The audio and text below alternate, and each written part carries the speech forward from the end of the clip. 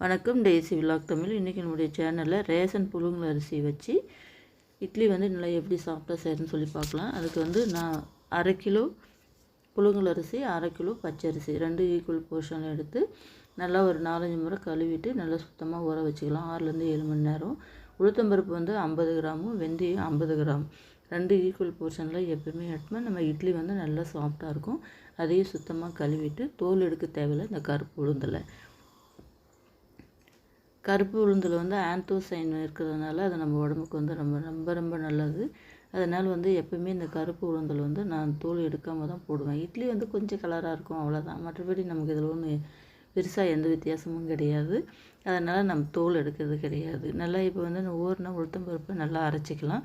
உளுத்தம்பருப்பு வெந்தயமும் கிட்டத்தட்ட நல்லா கிரைண்டரில் போட்டு 1/2 மணி நேரம் நல்லா அரைச்சோமா தான் இட்லி நல்லா சாஃப்டாக இருக்கும்.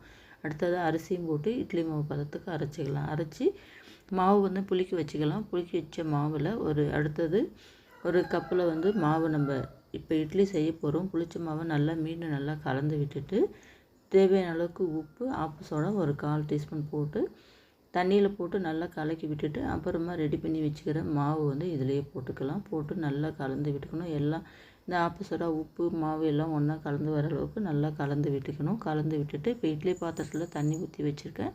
இட்லி தட்டில் எப்போயுமே நான் எண்ணெயோ நெய்யோ போடுறது கிடையாது. நம்ம தண்ணி விட்டாவே போதும். தண்ணி விட்டுட்டு நல்லா அலசி கீழே ஊற்றிடலாம். ஊற்றிட்டு அதே தட்டில் நம்ம இட்லி ஊற்றி வச்சோமா, மாவு ஊற்றி வச்சோமா ஒட்டாமல் நல்லா வரும்.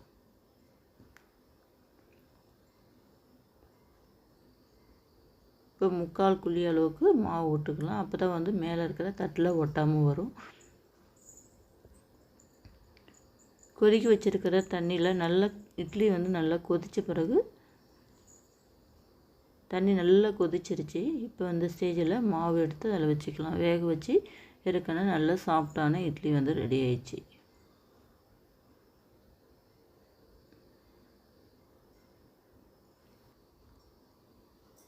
இப்போ அதே மாவில் தோசை எப்படி நல்லா மொறு மொறுன்னு வருதுன்னு பார்க்கலாம்.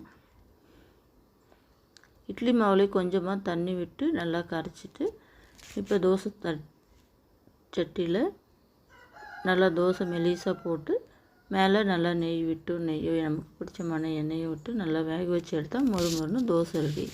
மீன் அடுத்து ஒரு நல்ல வீடியோவில் சந்திக்கலாம். நன்றி, வணக்கம்.